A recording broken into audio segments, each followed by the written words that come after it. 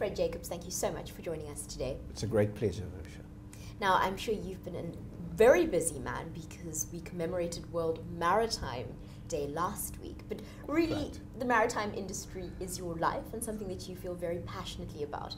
And today what we're going to talk about is particularly interesting, and that's the potential that the maritime industry has in South Africa for unlocking what could be thousands, if not hundreds of thousands of jobs. Introduce us to that idea.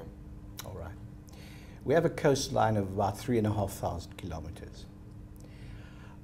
We have a challenge as far as employment is concerned. So we have those factors in place. If I look at a place such as the Philippines, where something like, they form a third of the total number of seafarers around the world, and they are an important part of the economy of the Philippines.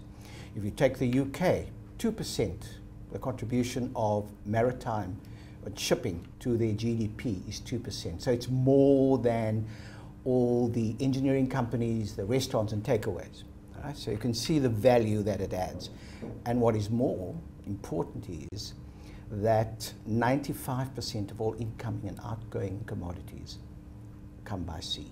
A cheap, effective and environmentally friendly way of transporting goods.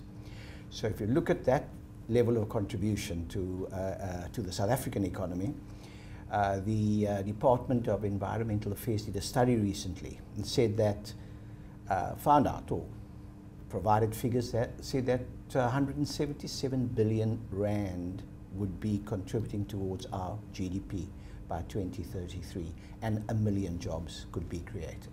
Now that is 1 million. Now that is astounding, absolutely astounding, and I do believe quite possible. 2033, long time, but we've got to start working on it now. And indeed, with initiatives such as Operation Pakisa, which is you're probably aware of, and Pakisa means hurry up. The government, via its National Development Plan, is actually focusing on growing the economy through creating jobs. And of course, this is going to be an absolutely vital sector. So, what needs to be done in order for us to create those 1 million jobs by 2033? All right. It's, please excuse the pun, but it's got to be all hands on deck. We couldn't let this go without one maritime pun. Absolutely, absolutely. I think we have to look at the youth, and I'm quite passionate about that. And I think investing in maritime education. So I know government is looking via Pakisa in establishing more maritime high schools. We have a very good maritime school called Loyal House in Simonstown, where we have produced some of the top mariners.